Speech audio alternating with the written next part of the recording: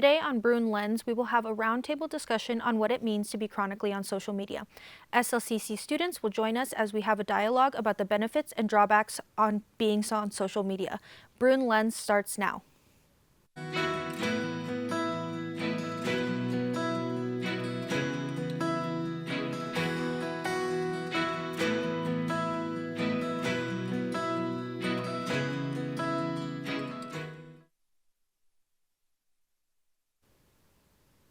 Welcome to Bruin Lens. I'm Asher Duna. Today I'm joined by Aislinn Beals, film production major, Menashe, film technician major, and Elizabeth Simmons, film production technician major.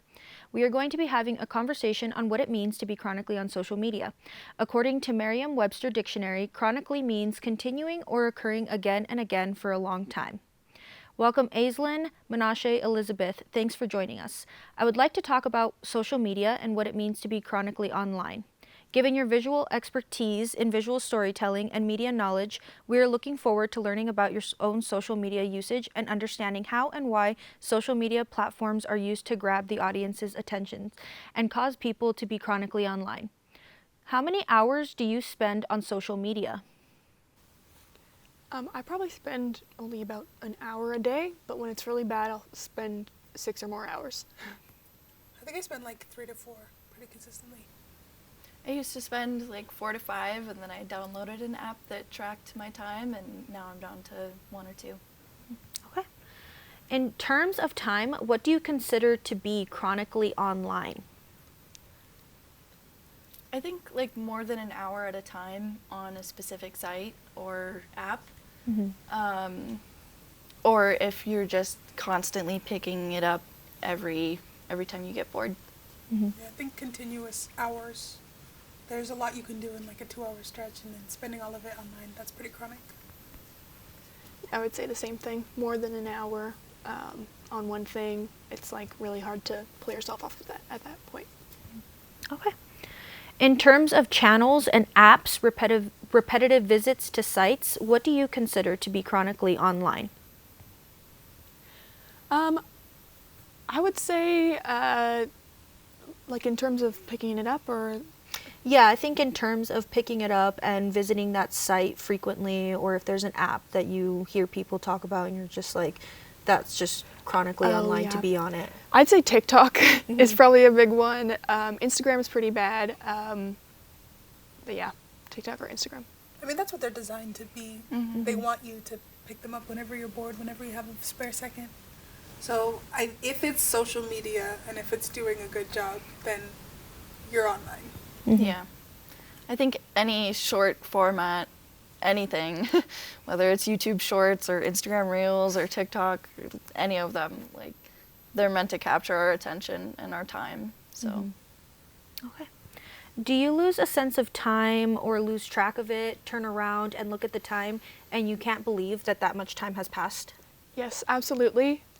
So often I'll be scrolling and I'll be like, oh, I'm just going to look at it for like 10 minutes, and then an hour goes past and then I can't pull myself out of it. So yeah, I think I've got some pretty severe time blindness now from social media. For me, even though I spend a lot of time on social media, I know I'm spending a lot of time on social media. And I kind of like half-hourly or hourly, I'm like, oh, I'll probably spend an hour more or 30 minutes more because it's kind of my downtime. Mm-hmm. So I don't lose track of time as much. Okay, very well managed. I try to spend like 15 minutes on social media, and it never ends up being 15 minutes. So it's always, 15 more, 15 more. That's true too. Yeah. There's that line. Yes, definitely. Do you put your foot down on certain apps or channels that you won't watch or engage with? I don't do TikTok. Mm-hmm. Algorithm's too good. It's too, makes you feel super, super angry and super, super sad and super, super happy. It's too much for me. So I go on, YouTube Shorts and Reels because their algorithm is a little less tailored, a little less addictive or good. Mm-hmm. So that's where I spend my time. But no TikTok, no Twitter, X, and no Snapchat. Okay. I'd say the same thing, pretty much. No TikTok or Snapchat or X. I'm not completely opposed to any platform. I think it's more the way that they're used than the platform itself. Mm-hmm. because any of them could be used for good, but mostly it's a lot of nonsense. Yeah, definitely. Where do you get your news from? I get it from podcasts most of the time, like NPR and Today Explained and stuff like that, but I definitely do see news on Instagram, and sometimes I believe it, often I believe it, and yeah. I get mine from like political commentary or political satire. The Daily Show, the Washington Post has good short form content, and like Now This Is News, I think is what it's called. But I don't take it as news face value. Like I just take it as headlines, and then if I care, I'll like look it up later. Okay. I used to be really bad about getting my news from social media, and now I listen to NPR almost every day, so that's where I get most of my news. But I've been trying to really be mindful about what I believe on social media. Instagram, YouTube are very good at being like, this is the topic of conversation for today. But the topic of conversation changes like every hour. Like there's always something happening. I like watching like The Daily Show, or there's like a YouTube channel called Now This Is News or something, and there's like the Washington Post, and there's a comedian, Josh Johnson, who occasionally does like political commentary. And I like commentary, but I can acknowledge that it's not like necessarily news. So if I care about something enough, or if I want to know facts, then I'll take that and like divulge. But I feel like I've been pretty good at like making a bin in my brain for like, this is a thing that someone said, and this is like news and fact.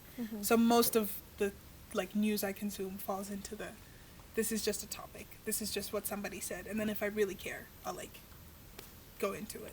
I also think it feels so much easier to give into the short format news of like, here's the new thing, than it is to really do your own research and to read your own, papers or whatever it may be. Yeah. It's so much easier to fall into like, oh, well, they said that, so it's true. Because it feels like they give you perspective. They say so much in 30 seconds, but like when somebody else is like, actually, like the next post is like, this is another viewpoint, then you realize that you didn't actually get all that much. Right. But they are really good at making you think that you have a full picture when you don't.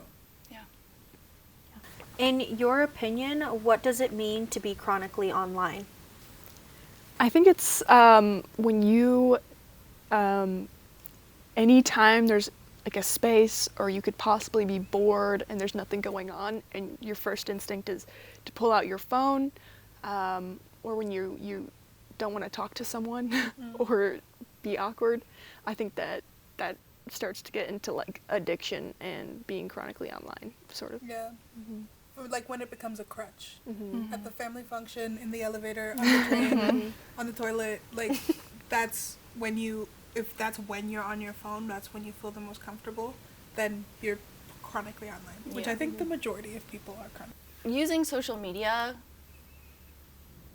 is such a weird thing to me, because we know that we're being manipulated by the algorithms, and we choose to participate anyway.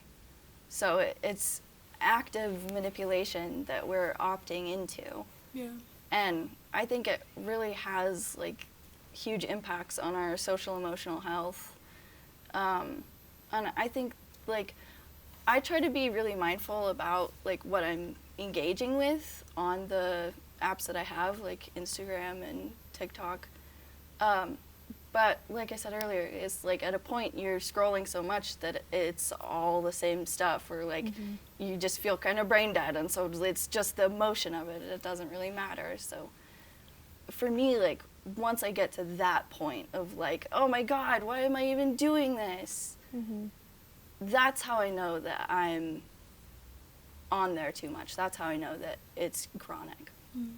I think I agree with you on how it messes with your like social and emotional awareness, because for me, for me a lot, but it's like when it becomes a crutch, and I think for most people it's a crutch. Like I find it really sad that when I am in an elevator with someone, it's easier for me to like pull out my phone and like distract myself there than to just strike up like a basic conversation, because like 20 years ago it would be more kosher to like somebody walks in and you're like, oh hey, what's your name, or like, how was your day? Just like basic small talk. But like, I feel like the majority of our generation can't do that.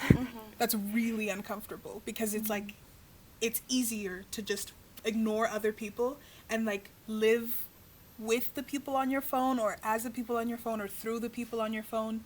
And so that when it comes to a crutch like that, that thing of like, I'm in the bathroom, let me just. I'm just watching a movie, let me be on my phone. That is pretty chronic. And it's kind of like an addiction to the, just, not even dopamine, just like constant new things. Yeah. Like, there's just not enough things happening at the same time. So it's just new every 30 seconds. So that is chronic for me. Yeah, I'd say pretty much the same thing. Yeah, being chronically online, we said earlier, it's long lasting and it's hard to shake.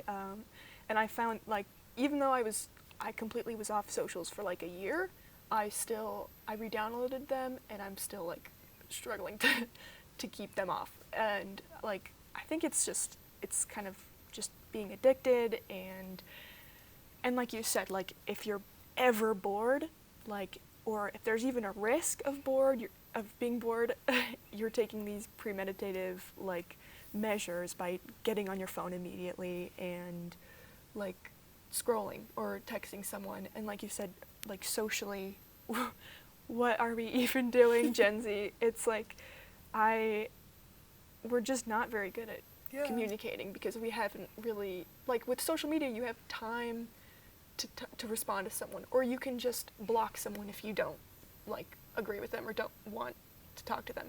But like you can't really do that in real life, and so I don't know. Yeah, so being chronically. So true.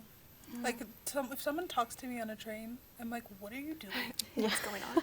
And then it's like it's a shield thing, and but in the past, like, you could just strike up conversations with people. Right. I think that term of like attention economy, I hear that thrown around a lot, where like that's what companies are vying for, because they know your eyes want to be somewhere, so they want to make sure it's on them. And knowing that just your eyeballs, your time, like means money to people, that's kind of what reframed it for me. Where I'm like, if I'm going to be chronically online, if I'm like making this choice, in order to not be chronically online, I have to like do something. I have to go bake a cake. I have to go whatever. But if I'm choosing to give my eyes and my time to something, I have to be specific about that. And luckily for me, it's just like Drag Race. And the occasional political commentary. That's what I give my time to. Yeah, I think that social media like tricks us into thinking that we're like more together than we ever have been, but I think it's the complete opposite, because everyone is just on their own. They're in their own little world, and like I guess we're all there, but we're not together having these conversations. Yeah. Perfect. Well, thank you guys for sitting here and having this conversation. Thank you, Aislinn, Elizabeth, and Menashe. This has been a very informative discussion. I appreciate your openness on what it means to be on social media. Before you go, I'm just going to give you guys a chance to state where everyone can find you. Okay. Elizabeth and I started a club this semester. It's an SLCC film club, or we call it Fine Club. And you can find us on Instagram at SLCC_fine_club. We also have an event coming up. It's the Women in Film Galentine's fundraiser, and that's going to be a lot of fun. It's this Thursday, February 13th. And everyone is welcome, and it'll be a lot of fun, and you can meet other people in the film industry. That's fun. I might be there. My Instagram is just my name, Menashe, Munashe. That's where I post like what films that I'll be doing. This semester for documentary, I'll be producing a 30-minute documentary that'll premiere in the showcase room. So if you want to see that, just check out my Instagram and anything else that I do. And you can find me at elizabeth.simmons_ on Instagram. Perfect. That's it for this episode of Bruin's Lens. To watch this episode and past episodes of Bruin Lens, go to youtube.com/SLCCSMC or find us on Facebook, Twitter, and Instagram at SLCCSMC. I'm Ashwarduna. Thanks for joining us on Bruin Lens.